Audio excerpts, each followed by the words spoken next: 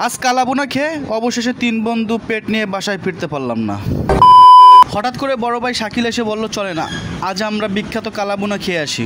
আমি বললাম ঠিক আছে, কে কে যাবেন? ভাই বলল, আপনি আর মনি। ও হ্যাঁ, আর একটা কথা বলি, এই যে মনির কথা বললাম, এই মনি কিন্তু আপনারা যা ভাবছেন সেই মনি না।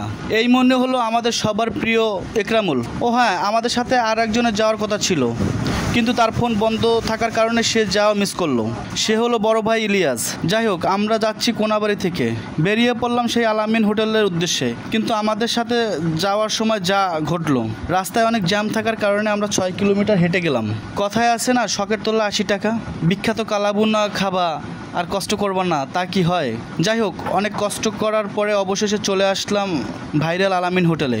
আমরা হোটেলে আসতে না আসতেই দিয়ে দিল খাবার। আর একটা কথা বলি, এখানে কিন্তু প্যাকেজের খাবার 300 টাকা প্যাকেজ। খাবার খাওয়া শুরু করলাম। আমি তো ভর্তা আর সালাদ দিয়ে 2 প্লেট মেরে দিলাম।